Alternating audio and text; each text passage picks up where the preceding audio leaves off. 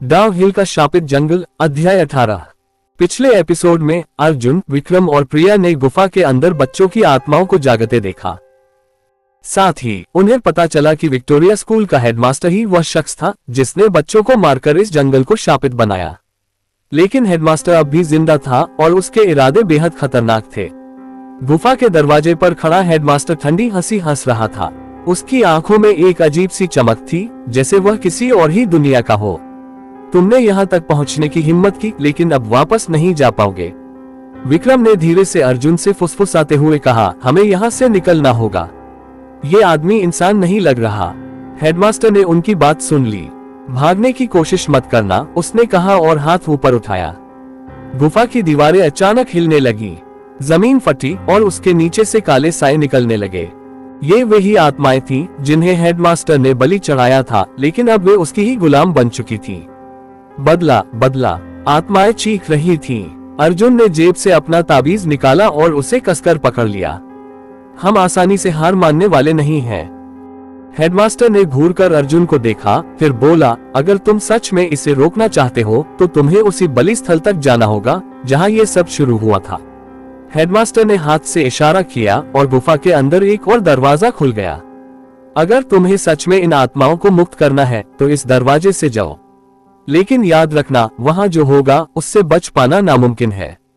प्रिया ने अर्जुन और विक्रम की ओर देखा, क्या हमें इस पर भरोसा करना चाहिए? कोई और रास्ता भी नहीं है, अर्जुन ने जवाब दिया। तीनों ने हिम्मत जुटाई और दरवाजे के अंदर दाखिल हो गए। जैसे ही वे दूसरी ओर पहुंचे, उन्हें सामने एक विशाल पत्थर का वेदी दिखा। ये वही जगह थी जहां हेडमास्टर ने मासूम बच्चों की बलि दी थी। चारों ओर अजीब सी नक्काशियां बनी थी, रक्त से सनी हुई। हवा में किसी के फुसफुसाने की आवाजें आ रही थी। हम अभी भी यहीं हैं, हमारा बदला अधूरा है। प्रिया ने धीरे से अर्जुन के हाथ को पकड़ लिया। हमें यहाँ क्या करना होगा? विक्रम ने घबराकर पूछा।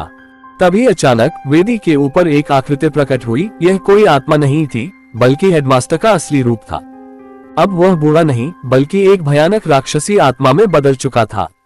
उसका शरीर काले धुएं से बना था और उसकी आंखें जलते कोयले की तरह लाल थीं। तुम नहीं जानते कि तुमने क्या किया है, हेडमास्टर गरजा। उसने हवा में हाथ लहराया और चारों ओर आग की लपटें उठने लगी।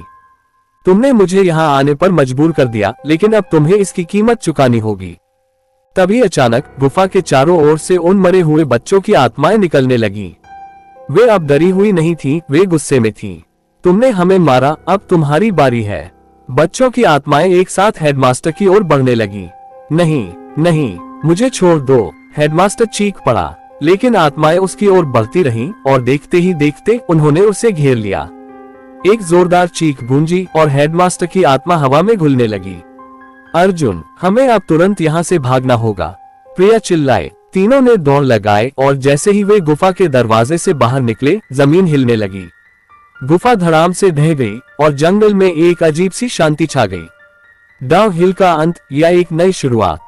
अर्जुन, विक्रम और प्रिया अब जंगल के किनारे खड़े थे। वे थक चुके थे, लेकिन जिंदा थे। क्या ये सब सच था? विक्रम ने पूछा। हाँ, और अब ये आत्माएं आजाद हैं, अर्जुन ने जवाब दिया।